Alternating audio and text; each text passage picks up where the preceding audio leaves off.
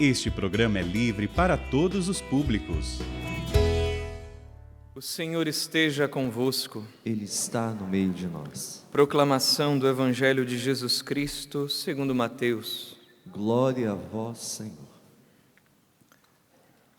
Naquele tempo, disse Jesus aos seus discípulos: Em vosso caminho, anunciai, o reino dos céus está próximo.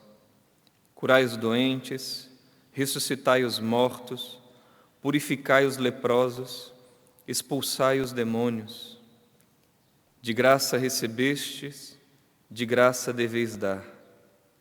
Não leveis ouro nem prata, nem dinheiro nos vossos cintos, nem sacola para o caminho, nem duas túnicas, nem sandálias, nem bastão, porque o operário tem direito ao seu sustento. Em qualquer cidade ou povoado onde entrardes, informai-vos para saber quem ali seja digno. Hospedai-vos com ele até a vossa partida. Ao entrardes numa casa, saudai-a. Se a casa for digna, desça sobre ela a vossa paz. Se ela não for digna, volte para vós a vossa paz. Se alguém não vos receber, nem escutar vossa palavra, saí daquela casa ou daquela cidade e sacudi a poeira dos vossos pés. Em verdade vos digo, as cidades de Sodoma e Gomorra serão tratadas com menos dureza do que aquela cidade no dia do juízo. Palavra da salvação. Glória a vós, Senhor.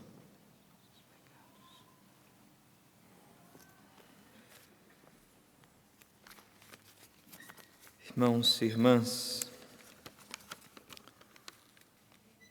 no dia de ontem, o Evangelho proclamado foi o Evangelho da escolha dos 12 apóstolos. Termina no capítulo 7 do Evangelho, do capítulo 10, no versículo 7, e hoje começa a partir do 7, retoma e prossegue um pouco mais, para dizer que Jesus está aqui falando aos seus apóstolos que Ele está enviando, dizendo que o reino dos céus está próximo, que devem curar os doentes, ressuscitar os mortos, não levar muitas coisas pelo caminho. E neste envio que Jesus faz dos 12, que poderíamos dizer que é uma figura, uma imagem antecipada daquele outro envio que Ele vai fazer aos apóstolos após a ressurreição, que aqui está ainda no meio da ação de Jesus antes da sua Páscoa.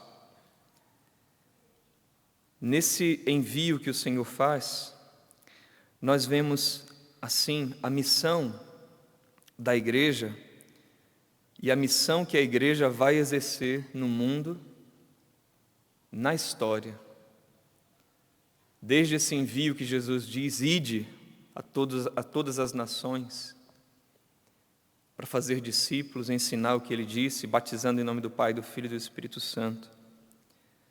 E se olharmos a história da igreja, nós vamos ver esse caminho de curar os doentes, ressuscitar os mortos, purificar os leprosos, expulsar os demônios, dispensar a graça que ela mesma recebeu, de graça recebestes, de graça deveis dar.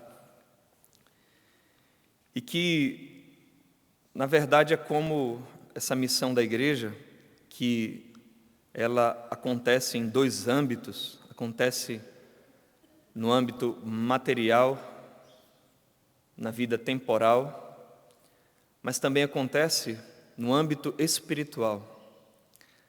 Essa cura dos doentes é uma cura do corpo, é uma cura da alma, é uma cura que age sobre as coisas naturais, mas que conduz também às coisas sobrenaturais. Como Jesus fazia. Você lembra como Ele era? Um ser neste mundo, mas para além deste mundo, porque, como diz João Batista, antes de mim ele já existia, falando da pré-existência do Verbo de Deus.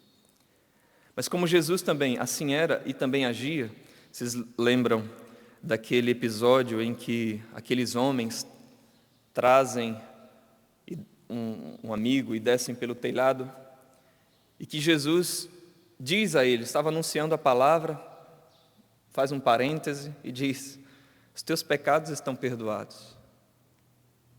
Aí as autoridades religiosas: mas esse homem blasfema, quem é? Só Deus pode perdoar os pecados. E Jesus, que já tinha dito ali, os teus pecados estão perdoados, diz: para que saibais que o Filho do Homem tem poder na terra para perdoar pecados, eu te digo, levanta-te e anda. Jesus, então, que já tinha agido na alma daquele homem, agora também age no corpo, curando. E esta cura do corpo é um sinal do reino de Deus, um sinal da vinda do Messias, um sinal da presença de Deus no mundo. E essa cura do corpo é também um sinal da nossa cura espiritual mais profunda, porque também o pecado é de fato o mal mais profundo. Então, nosso Senhor, que veio nos apontar uma missão superior, está dizendo à igreja: curai os doentes, ressuscitai os mortos. E você vai ver essas duas coisas acontecendo na história da igreja, nos apóstolos, na vida dos santos, nos tempos de hoje: a cura do corpo, a cura da alma, a ressurreição dos mortos, que aconteceu várias vezes também, fisicamente, mas a ressurreição de tantas vidas, como nós fomos ressuscitados no batismo, ressuscitados no nosso encontro com o Senhor, e temos uma vida nova. Purificar os leprosos, a purificação da alma, mas também tantos leprosários que a igreja também já sustentou e sustenta, ainda cuida em muitos lugares de enfermos assim.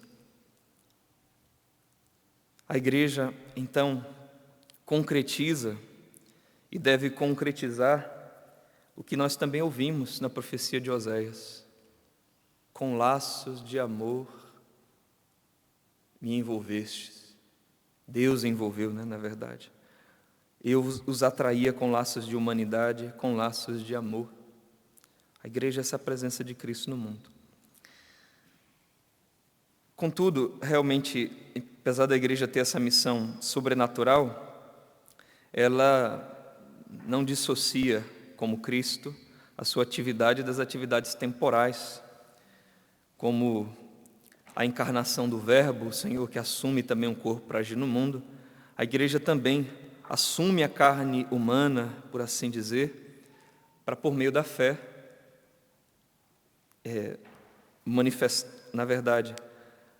manifestar suas obras, as obras fundamentadas naquilo que ela crê, na sua fé. E assim ela atua, então, no mundo.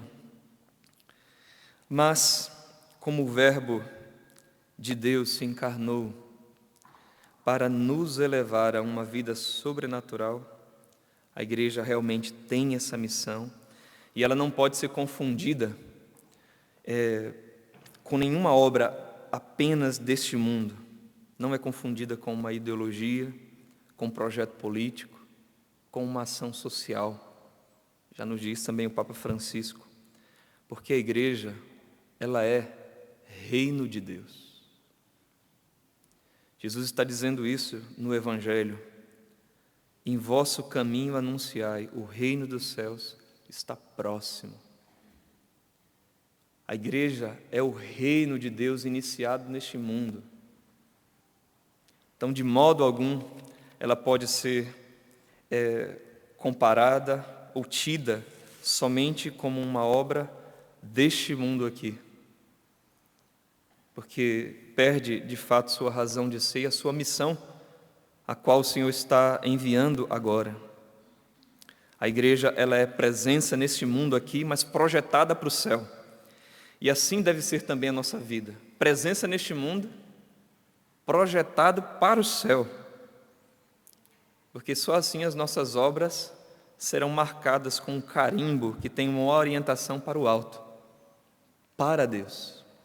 Assim deve ser a nossa vida no mundo: viver sabendo que lá no batismo nós recebemos realmente um carimbo com o endereço da nossa vida, o reino dos céus.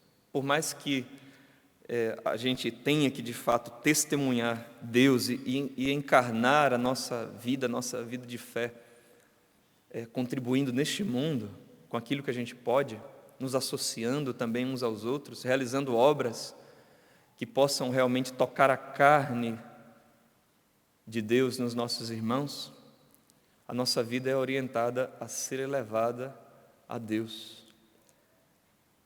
Jesus veio trazer vida e vida em abundância. Essa vida em abundância, que já começa aqui, é a vida eterna. A vida abundância no seio da Trindade, no seio de Deus, isso que se manifesta no mundo. Mas gostaria de trazer aqui um relato da vida da Madre Teresa de Calcutá, Santa Teresa de Calcutá, que disse que num determinado lugar em que a sua obra foi solicitada, um bispo pediu que ela fosse estabelecer uma casa para cuidar dos pobres numa região. Diz que ela, sim, aceitou, mas com uma condição.